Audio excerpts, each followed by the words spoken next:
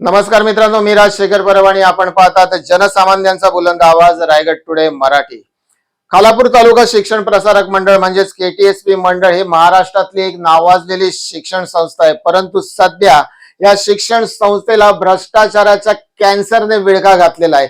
गेल्या अनेक वर्षांपासून या संस्थेमध्ये अनेक घोटाळे व अनेक भ्रष्टाचार सुरू आहेत असा आरोप सातत्याने या संस्थेचे माजी संचालक यशवंत साबळे करत आलेले आहेत। आज दिनांक 23 फेब्रुवारी रोजी सुद्धा यशवंत साबळे यांनी एक पत्रकार परिषद घेतली। या पत्रकार परिषदेमध्ये यशवंत साबळे यांनी सरळ सरळ आरोप केलेला आहे की संतोष जंगम आणि कार्यवाहक किशोर पाटील यांनी संगनमत करून अनेक भ्रष्टाचार केलेले आहेत आणि काही दिवसापूर्वी ज्या संस्थेच्या निवडणुका संपन्न झालेल्या आहेत, परंतु निवडणुका संपन्न होण्यापूर्वी त्याच्या काही कायदेशीर बाबींची पूर्तता करावी लागते। त्या अशा कुठच्याही कायदेशीर बाबीची पूर्तता न करता या निवडणुका घेण्यात आलेल्या आहेत आणि या निवडणुकांमध्ये संतोष जंगम यांनी स्वतःला बिनविरोध निवडून आल्याचा दावा केलेला आहे। किशोर पाटील असतील अथवा संतोष जंगम असतील, या सातत्यानं संगनमत करून या संस्थेमध्ये अनेक भ्रष्टाचार करत आलेले आहेत असं यशवंत साबळे म्हणालेले आहेत। यशवंत साबळे यांनी सरळ सरळ या निवडणूक प्रक्रियेला फेटाळलेले आहेत। ते म्हणाले, इथे कोणालाही विश्वासात न घेता कुठचीही कायदेशीर पूर्तता न करता या निवडणुका घेण्यात आलेल्या आहेत। याच संस्थेच्या भ्रष्टाचारामुळे काही वर्षांपूर्वी या संस्थेचं तंत्रनिकेतन हे महाविद्यालय देखील बंद पडलेलं आहे। कला असेल, शास्त्र असेल, वाणिज्य असेल अथवा विधी या क्षेत्रातली अनेक महाविद्यालये जे त्या संस्थांची आहेत, परंतु आता या संपूर्ण भ्रष्टाचारामुळे या परिसरातील सर्वच विद्यार्थ्यांचं भविष्य आता धोक्यात आलेलं आहे असा सुद्धा दावा यशवंत साबळे यांनी केलेला आहे। या पत्रकार परिषदेमध्ये यशवंत साबळे यांनी किशोर पाटील आणि संतोष जंगम यांनी कशा पद्धतीने या संस्थेमध्ये भ्रष्टाचार चालवलेला आहे त्याची अनेक उदाहरणं दिलेली आहेत, अनेक खुलासे दिलेले आहेत आणि या सर्व प्रकरणामध्ये, या लढ्यामध्ये यशवंत साबळे आता एकटे नसून खोपोलीतील अनेक मान्यवर त्यांच्या पाठीशी उभे आहेत। या पत्रकार परिषदेला उपस्थित असलेल्या नेत्यांनी संस्थेच्या या मनमानी कारभारात तीव्र निषेध व्यक्त केलेला आहे। या वेळेला खोपोली शहर भाजपाचे अध्यक्ष अजय इंगुळकर, तसेच ताराराणी ब्रिगेडच्या राष्ट्रीय अध्यक्षा वंदना मोरे, त्याचबरोबर प्राध्यापक मुकेश रुपवते, ऍडव्होकेट सिद्धेश जितेकर या सर्व मान्यवरांनी यशवंत साबळे यांच्या सोबत या लढ्यामध्ये त्यांच्या बरोबर खंबीरपणानं ठामपणानं उभं राहण्याचं देखील आश्वासन दिलेलं आहे। जी आता इलेक्शन घेतली गेलेली आहे ऑक्टोबर 2025 मध्ये, ही बेकायदेशीरपणाने इलेक्शन लावलेली आहे। त्यामध्ये बिनविरोध म्हणून त्यांनी इलेक्शन डिक्लेअर केली आहे आणि मी ती कॉपी मला चॅरिटी कमिशनमध्ये भेटली आहे। त्यामध्ये उल्लेख केला आहे की बिनविरोध इलेक्शन आहे, त्याची मी सदस्य असल्यामुळे मला कुठल्याही प्रकारची नोटीस आली नाहीये। इलेक्शन लावण्यामध्ये जनरल बॉडी इलेक्शन मीटिंग घ्यायला लागते, कुठल्याही प्रकारची जनरल बॉडी मीटिंग ही झाली नाहीये आणि मी त्यांना पत्र देऊन अगोदरच कळवलं होतं की कुठल्याही प्रकारची मीटिंग असेल तर मला कळवण्यात यावं, पण त्यांनी कुठल्याही प्रकारची मला पूर्वकल्पना न देता आणि मला फेब्रुवारी 3 तारखेला माहिती मिळाली की ऑक्टोबर 2025 मध्ये इलेक्शन झालेले आहे, त्याच्यामध्ये माझं आणि मसरूखांचं नाव गाळलेलं आहे आणि ती बिनविरोध दाखवली। त्याच्यामध्ये जो निवडणूक अधिकारी दाखवला आहे तो शेका पक्षाचा उपसरपंच आहे देवनाळ्याचा, भूषण कडो म्हणून, व त्याची बायको रायगड बँकेमध्ये सर्व्हिसला आहे। मग अशा संस्थेच्या ज्या पक्षाच्या लोकांना जर निवडणूक अधिकारी करणं असं ही कुठल्या प्रकारचे इलेक्शन आहे, हा त्यांना माझा प्रश्न आहे। आणि त्याच्यामध्ये बिनविरोध दाखवले, जर नोटीसच ना दिली, बिनविरोध कधी होती जर समोरच्याला बोलून तुम्ही चान्स दिला तरच बिनविरोध होतं। आम्हाला कुठल्याही प्रकारची मला नोटीस नाही, कल्पना नाही, काही नाही। मी स्टँडिंग मेंबर असताना सुद्धा मला कुठल्याही प्रकारची नोटीस आली नाही आणि मी त्याची कंप्लेंट चॅरिटी कमिशनर केली आहे, रितसर तिथे दाखल केलेली आहे केस।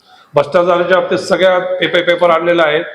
नंबर 1, मी सुरुवात जी झाली, मला ऑक्टोबर 2024ला नियमला आर्थिक खातं माझ्याकडे दिलं गेलं होतं। त्या 3 महिन्यामध्ये मला असं बऱ्याचशा गोष्टी आढळल्या, ते मी मीटिंगमध्ये व संतोषला पर्सनल विचारले होते अध्यक्षांना, बरेचसे भ्रष्टाचार आहे, पण ते काय मला उत्तर देऊ शकले नाही। मग मीटिंग मध्ये विषय घेतला तांबेटरी शाळामध्ये आपली संस्थाची परिस्थिती खराब असताना तांबाटी इथं शाळेची जागा घेण्यात काय अर्थ होता आणि तिथं बेकायदेशीरपणा त्यांनी 49 लाख रुपये दिले म्हणून त्याचा माझ्याकडे कॅशची एंट्री आहे आणि ती मी तुम्हाला पेपर देऊ शकतो। वेगवेगळ्या दिवशी त्यांनी दिलेले हे 49 लाख कोणाला दिले त्यांनी उत्तर दिलं नाही। व त्यांनी भर मीटिंग मध्ये सगळे असताना, मसरूळकर सर असताना, अबू जळगावकर असताना, किशोर पाटील असताना, मी जर मार्च पर्यंत जर पैसे परमिशन नाही आणली तर हे 49 लाख रुपये संस्थेला परत करेल असं त्यांनी आश्वासन दिलं होतं। पण त्यानंतर शेवटची मीटिंग जी फेब्रुवारी 25 झाली होती त्यानंतर त्यांनी कधीही मीटिंग घेतली नाही. आता भ्रष्टाचाराच्या बाबतीतच बोलायचे बरेचसे प्रकारचे भ्रष्टाचार त्याच्यामध्ये आहेत, ज्याच्यामध्ये जो शाळेचा जो भ्रष्टाचार केला नियमाप्रमाणे घटनेमध्ये लिहिलेला आहे की जर एखाद्या तुम्ही संस्थेची वस्तू जर वापरत असेल, म्हणजे जो शाळा असो दुकान असो वगैरे असेल, त्याचा होणारा जो प्रॉफिट आहे तो संस्थेमध्ये जमा करायचा आहे. गेले 20-25 वर्ष किशोर पाटील हा दुकान वापरत आहे, ते फक्त मात्र 500 रुपये हे भाडं देत, पहिले 200 देत होते, नंतर 500 रुपये भाडं देत आहे. पण घटनेप्रमाणे 7 नंबरचा घटना क्रमांक आहे, तुम्ही पत्रकार वाचू शकता याच्यामध्ये की लिहिलेले संस्थेचा फायदा हा 7 नंबरचा कलम वाचा, याच्यामध्ये लिहिलेला आहे की प्रॉफिट जो काय होईल तो तुम्ही संस्थांमध्ये जमा करायचा आहे. ते जमा न करता तो प्रॉफिट स्वतः वापरत आहे. त्यामध्ये एक जनरल पुस्तक आहे त्याची किंमत फक्त 30 रुपये, पण तो त्याच्यावरती शिक्का मारून ते 150 रुपयाला बळजबरी मुलांना विकत घ्यायला लावते. याच्यावरती कोणीही काही बोलायला तयार नाही आहे. दुसरे ते चॉकलेट बिस्किट भेटतात, त्याला फूड क्राफ्टची परमिशन लागती, ती काही परमिशन नसताना सुद्धा ते विक्री करतायत आणि त्याच्यावरती संस्था काही ऍक्शन घेत नाही. नंतर ह्याच्यामध्ये त्यांनी जो दाखवला आहे की स्टॅम्प पेपर मी ह्याच्यामध्ये अग्रीमेंट केलेलं आहे, तो स्टॅम्प पेपर एक खोटा निघाला आहे व त्याच्या विरुद्ध तक्रार देऊन FIR कॉपी 420चा FIR गुन्हा दाखल झालेला आहे. खोपोली पोलीस स्टेशनला गुन्हा दाखल झाला आहे व सध्या ते त्याच्यावरती जामिनावरती आहे. दुसरा, आता जी वाशीमध्ये जी केस दाखल झालेली आहे त्याच्यामध्ये पण किशोर पाटील आणि दिनेश गुरव यांच्या संस्थापकांवर नाव गेलेलं आहे. तर वास्तविक बघायला गेलो तर त्याचा अध्यक्ष आहे KMC कॉलेजचा किशोर पाटील, पण दिनेश गुरवचं नाव का घेतलं गेलं ह्याचे काही कारण आहेत ते मी तुम्हाला क्लिअर करून घेतो. दिनेश गुरव आपला मिलिंद मराठे हे क्लेरिकल जॉबला होते KMC कॉलेजला. 2015-16 मध्ये त्यांनी रिटायरमेंट घेतली व त्यावेळी त्यांना पगार होता 75,000 रुपये. 16ची गोष्ट आहे, 2016 मध्ये त्याला 75 पगार असताना त्यांनी VRS घेतली व त्याला लगेच दिनेश गुरुने जनतामध्ये व्हाईस प्रिन्सिपल केलं. आणि त्याच वर्षी या दोघांनी मिळून शेखर कुलकर्णी ज्याच्यावरती गुन्हा दाखल झालेला आहे वाशीमध्ये, ज्याच्या मिसेसचा जो मेन ह्याच्यामध्ये आहे, त्यांनीच शेखर कुलकर्णीला दिनेश गुरव आणि मराठ्यांनी संस्थेमध्ये आणलं गेलेलं आहे. त्यामुळे दिनेश गुरवचं नाव ह्याच्यात गौरवण्यात आलेलं आहे या केसमध्ये. तसं वास्तविक बघितलं तर KMC मध्ये दिनेश गुरवचा काही संबंध नाही, पण शेखर कुलकर्णींनी त्यांचं नाव घेतलेलं आहे की मला या संस्थेमध्ये दिनेश गुरव आणि मिलिंद मराठेने आणलेले.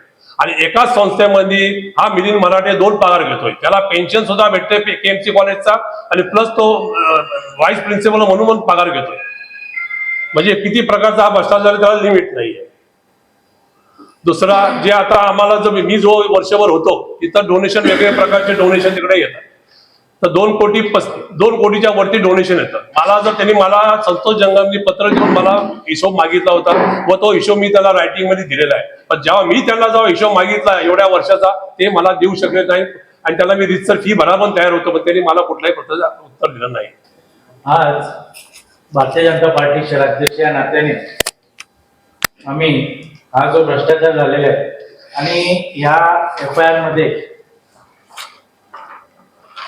त्या दोन्ही आरोपींचे नाव आलेले किशोर पाटील आणि दिनेश गुरव, असं किशोर पाटलांचं नाव आहे या पेजवरती, दिनेश गुरव यांचं नाव या FIR मध्ये आलेलं आहे. वाशीला ही FIR झालेली. या बाबतीत आम्ही खोपोली शहर भाजपा वतीने आम्ही संचालकांना आज हे पत्र दिलेले आहे. या पत्रामार्फत आम्ही त्यांना असं कळवलेलं आहे की ह्या आपल्या संस्थेमध्ये हा जो गैरव्यवहार झालेला आहे आणि याच्यामुळे जी संस्थेची बदनामी झाली, त्या कारणास्तव या दोन्ही संचालकांवरती आपण तात्काळ कारवाई करावी. ते दोषी आहेत नाही आहेत हे भविष्यातली गोष्ट आहे, पण आज त्यांच्यावरती FIR आहे आणि आपल्या खालापूर तालुका शिक्षक प्रसारक म्हणजे ह्या आपल्या तालुक्यातली ही प्रतिष्ठित संस्था असून त्या संस्थेवरती बदनामीचे नाव ह्याच्यामुळे झालेले आहे. आम्ही त्यांना ही विनंती केलेली आहे आणि आम्ही आज भव्य मोर्चा करणार होतो त्या संदर्भात, पण पोलीस स्टेशननी आम्हाला काल ही नोटीस दिली की जमाबंदीचा आपल्या इथे हुकूम निघालेला आहे. त्या कारणास्तव येणाऱ्या 3 तारखेपर्यंत आपण कुठल्याही प्रकारची जमाबंदी करू शकत नाही आणि 10वी आणि 12वीचे पेपर असल्या कारणास्तव सुद्धा आपल्याला कुठल्याही प्रकारची मोर्चा इथे काढता येणार नाही. मी आणि आमचे सहकारी मुकेश रुपवते, संजय तान्हा आम्ही तिघेही तिथे गेलो होतो. त्या बाबतीत त्यांना हे पत्रक दिलं. 3 तारखेनंतर आम्ही त्यांना अल्टिमेटम दिलंय की तुम्ही येणाऱ्या या 3 तारखेच्या आतमध्ये कुठल्याही प्रकारची जर त्यांच्यावर कारवाई केली नाही, कुठल्याही प्रकारची ऍक्शन घेतली नाही, तर भारतीय जनता पार्टी म्हणून आम्ही तुमच्यावरती जन आंदोलन करू. एक मोठा मोर्चा शहराच्या वतीने, तालुक्याच्या वतीने हा तुमच्यावरती आमच्या मार्फत येणार आहे. ही आम्ही त्यांच्याबरोबर चर्चा केली. टोटल 29 ची बॉडी 20 आहे. माताजीची निवड झाली आहे की घटना जोडून नाहीच आहे. बिनविरोध निवडणूक जर लावता, समजा एक्झिस्टिंग मेंबर असताना मला नोटीस येत नाही म्हणजे ही कुठली बिनविरोध निवडणूक झाली? तुम्ही समोरच्याला सांगतच नाही की निवडणूक आहे किंवा तुम्ही पत्रकार, तुम्हाला कोणाला आले का नोटीस सांगा मला. जनरल बॉडीचे कोणाला पत्र आले का पत्रकार साहेब तुम्ही सांगा मला. ह्या प्रकारचं हे सगळं चालू आहे भ्रष्टाचार. भ्रष्टाचारपैकी 2-3 गोष्टी अजून सांगतो. संतोषचा जो ड्रायव्हर आहे ऋषिकेश साळके, बॅलन्स शीट मध्ये त्याच्या नावावरती 13 लाखाची उचल आहे. तो ड्रायव्हर आहे, ऑफिशियली संतोषचा ड्रायव्हर आहे. मग त्याच्या नावाने 13 लाख 2 वर्ष बॅलन्स शीट मध्ये उचल आहे. संतोष जंगमने स्वतःच्या नावाने 1 लाख रुपये उचल घेतली कॅश. संस्थांमध्ये 5,000 रुपयाच्या घटनेप्रमाणे 5,000 रुपयाच्या वरती कोणी घेऊ शकत नाही. 5,000च्या वरती घेतले. प्रशांत पान पाटील हे नगरसेवक आहेत खालापूरला, त्यांचा प्रशांत डिजिटल म्हणून फोटो स्टुडिओ आहे, त्याच्या नावावरती बॅलन्स शीट वरती 23 लाख रुपये उचल आहे.